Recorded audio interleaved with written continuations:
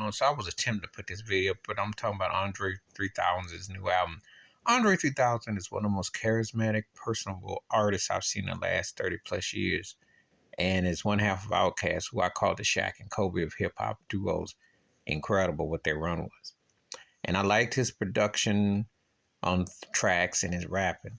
However, when we get to the other side of him trying to play guitar, yeah, all right on keyboards and stuff, I was watching a video by the great Aaron Mills, Cam Mills bassist, and he said he was teaching Andre some things as far as getting him as an instrumentalist. Because Aaron Mills is one of the baddest bass players ever, period. And he played on Miss Jackson and other things by Outkast, the Prototype too. But the musical understanding, and that's the problems I have with rappers most of them. There are some exceptions, cats who can play in hip hop, but the difference between being sonic and putting a song out and actually making it, you either try to sound like an R&B act, say someone like a DJ Quick, who I like Quick's production, but you feel the R&B blend. But there's some that can pull it off. A lot of them. And Andre's one of those guys that it's kind of like the Lenny Kravitz of rappers. Like he's got the persona. And obviously as a rapper, he's better at his craft than I think Kravitz was an artist. But trying to his flute album, I'm listening to this.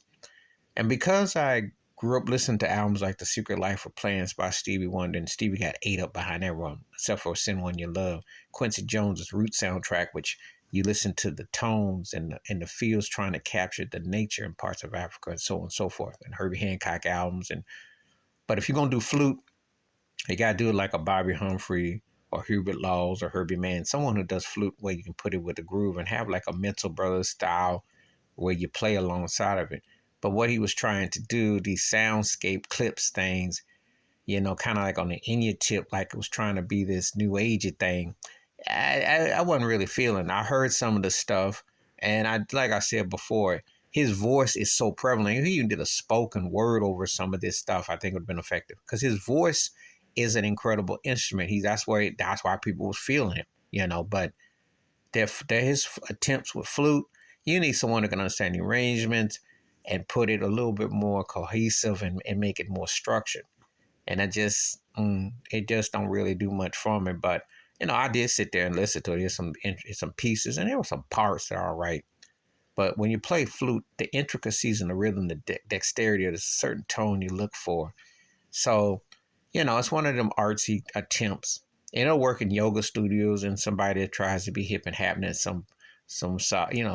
But this ain't no Sun Ra, okay? Because I listen to Sun Ra music, and this ain't that. This ain't Pharoah Sanders style. So no, before people come at me, I go back on them jazz records and different things. I know what he was trying to channel.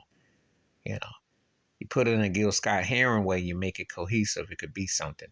I just didn't really feel it. Especially he had some of them titles which loan themselves for a spoken word part. So.